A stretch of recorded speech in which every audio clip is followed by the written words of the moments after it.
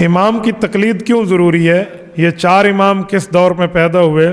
کیا علم و عمل کی بنیاد پہ انسان امام بن سکتا ہے؟ پی ٹی او واہ! امام ابو حنیفہ کے مسلک کو چھوڑ کر دوسرے امام کی تقلید کر سکتے ہیں؟ نہیں تو کیوں نہیں؟ یار یہ اوکھا سوال ہی ہوتے ہیں۔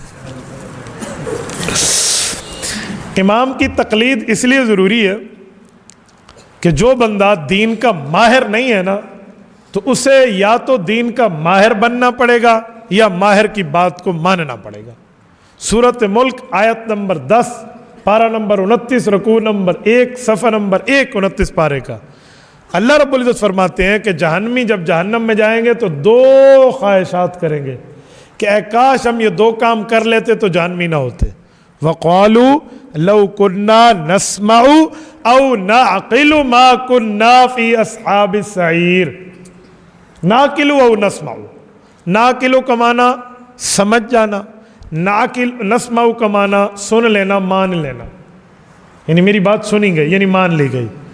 تو حضرت شاہ عبد العزیز محدث دہلوی رحمۃ اللہ علیہ اس آیت کی تفسیر میں تفسیر عزیزی کے اندر قرآن کی تفسیر میں لکھتے ہیں کہ ناقل سے مراد دین کا ماہر مجتہد بننا ہے اور نسمع سے مراد اس کا مقلد بننا ہے۔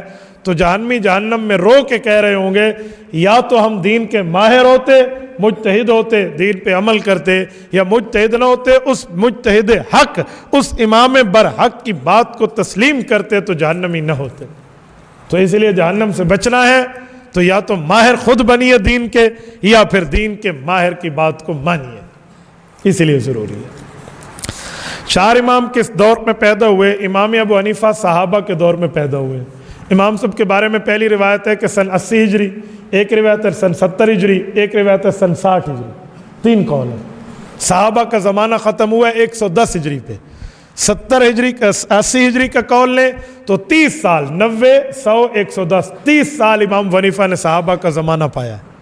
سن 70 ہجری کا قول لیں تو 80 90 100 110 40 سال امام حنیفہ نے صحابہ کا زمانہ پایا، اور 60 ہجری کا قول لیں تو کمال ہی ہو جائے کہ 70 80 90 100 110 50 سال، آدھی صدی امام ابو حنیفہ نے صحابہ کا زمانہ پایا۔ ٹھیک ہے، باقی ائمہ ان کے بعد کے ہیں۔ تو امام ابو حنیفہ ائمہ میں سید التابعین ہیں، تلامذہ صحابہ ہیں، تلمیذ صحابہ ہیں، صحابہ کے شاگرد ہیں، حضور علیہ السلام کے شاگرد کے براہ راست شاگرد ہیں۔ باقی ان کے بعد آئے ہیں۔ امام شافعی رحمۃ اللہ علیہ کی پیدائش سن 150 ہجری میں ہے، صحابہ کرام کے جانے کے 40 سال بعد۔ اور امام مالک رحمۃ اللہ علیہ کی پیدائش سن 93 ہجری میں ہے۔ ان نے صحابہ کی زیارت تو نہیں کی لیکن 93 ہجری میں پیدائش ہے۔